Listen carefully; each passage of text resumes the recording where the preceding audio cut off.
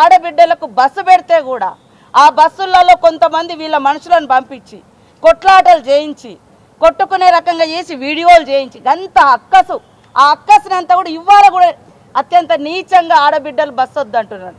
ఒక్కొక్క ఆడబిడ్డ ఇవాళ బస్సు వాడుకోవడం మూలంగా మినిమం 3-4 వేల రూపాయలు వాళ్ళకి ఆదా అవుతుంది.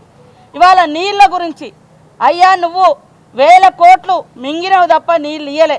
మా సర్వేలో బయటకు వచ్చింది. అధికారులను బెదిరించి అదిరించి ఎమ్మెల్యేల సంతకాలు కూడా తెప్పించుకున్నాం ఆ రోజు ఇస్తున్నట్టుగా.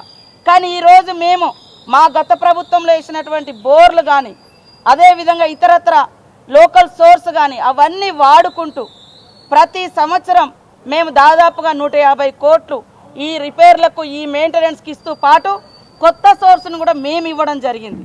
ఇవాళ కేవలం కమిషన్లు నువ్వు తీసుకున్నావు. అదేవిధంగా ఇవాళ రైతులు ఆత్మహత్యలు చేసుకుంటున్నాను అన్నాడు. రైతు ఆత్మహత్యలు ఇవాళ మీకు అనుబంధంగానే ఒకప్పుడు మరి జగన్మోహన్ రెడ్డి గారి పత్రిక కూడా రాసింది. ఈరోజు అయిన పత్రికలనే 5000 రైతులు ప్రాణాలు కోల్పోయారు, పోతే పోనీ పరిహాసం లేదా అని. ఈరోజు మీకు బాగానే దగ్గర ఉన్నారు కదా ఆ రోజు కూడా, మరి అలాంటి పత్రికలనే ఇవి వచ్చినాయి. ఇవాళ రైతులకు సన్నవడ్లు వేస్తే ఊరే అని చెప్పి నువ్వు మాత్రం ఎకరంలో ₹1 కోటి పంట తీసినావు. ₹1 కోటి పంట తీస్తున్నా అన్నావు. మరి ఎందుకు ఆ విషయం రైతులకు వివరించలేకపోయినావు, నేర్పించలేకపోయినావు? రాష్ట్రానికి పెద్దనే కదా అనవాడు. ఈరోజు పోలీసుల విషయంలో మాట మాటకు పోలీసులను బెదిరిస్తూ ఉన్నాడు, మేము వస్తాం. నీ అంత నీచంగా నీ అంత దరిద్రంగా పోలీసు వ్యవస్థను ఎవరు వాడుకోలే. ఫామ్ హౌస్ కాడ కాపలా పెట్టుకున్నావు. ఫామ్ హౌస్ అనేది నీ ప్రైవేటు. నువ్వు రోజు ఫామ్ హౌస్లోనే ఉంటావు. పాపం వాళ్ళు అక్కడనే కాపలా కాయాలి. ప్రజలకు రక్షణ కాదు, నీకు రక్షణ కాసే విధంగా చేసుకున్నావు. ఇది నీ పరిపాలన. ఇవాళ ఆడబిడ్డలకు బస్సు ఇస్తే నచ్చదు, పేదింటి ఇండ్లలో 500 గ్యాస్ ఇస్తే నచ్చడం లేదు, పేద కుటుంబాలకు ఇండ్లు ఇస్తే నచ్చడం లేదు, నిరుద్యోగ యువతకు ఉద్యోగాలు ఇస్తే నచ్చడం లేదు. మరి అదేవిధంగా ఇండ్లల్లో గుడిసెలల్లో కరెంట్ ఇయ్యలేను ఒక్కరోజు కూడా.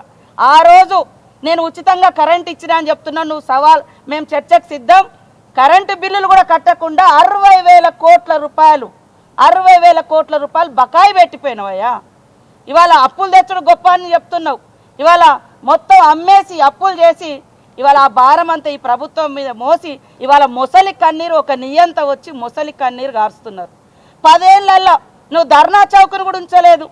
ఇవాళ మళ్ళా నిస్సిగ్గుగా వచ్చి నీ బిడ్డ కొడుకు అల్లుడు వచ్చి అక్కడ ఇందిరా పార్కు కాడ మేము ఓపెన్ చేసినటువంటి ధర్నా చౌకను వాడుకొని ధర్నాలు చేస్తారు, మొసలి కన్నీళ్లు గారుస్తున్నారు. ఇవాళ బహిరంగ సభను అడ్డుకోవడానికి ప్రయత్నించడం అంటున్నారు.